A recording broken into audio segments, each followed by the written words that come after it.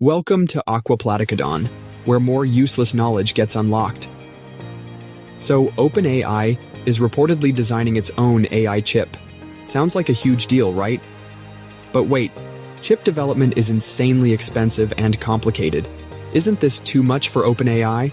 Building a chip from scratch usually costs billions, takes years, and requires an army of engineers. If we look at traditional chip companies like Intel or NVIDIA, they don't just design chips.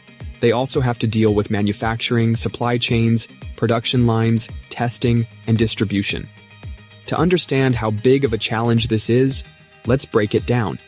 Traditional chip companies must invest billions in manufacturing plants, manage a complex supply chain involving materials, equipment, and logistics, ensure high production yields, testing, and quality control, handle sales, distribution, and long-term software support.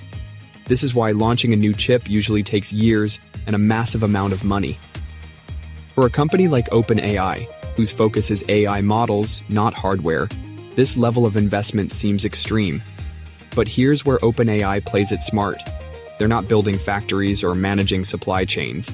Instead, they're doing something much simpler, designing the chip in-house and outsourcing everything else. Think of it like running a logistics company without owning any trucks. Instead of handling the complex and expensive side of production, OpenAI will likely send their chip design to TSMC, the world's leading semiconductor manufacturer.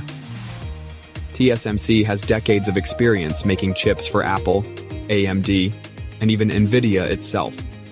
This approach is faster, cheaper, and much lower risk. Instead of spending tens of billions on manufacturing, OpenAI only needs a small team of top engineers to design the chip. Once the design is done, TSMC will handle the actual fabrication, quality control, and large-scale production. The result? A chip that's optimized for OpenAI's needs without the insane costs and risks of full-scale chip production. Right now, OpenAI relies heavily on NVIDIA's GPUs, which are powerful but incredibly expensive. With demand skyrocketing, OpenAI is not just paying high prices, but also facing supply constraints.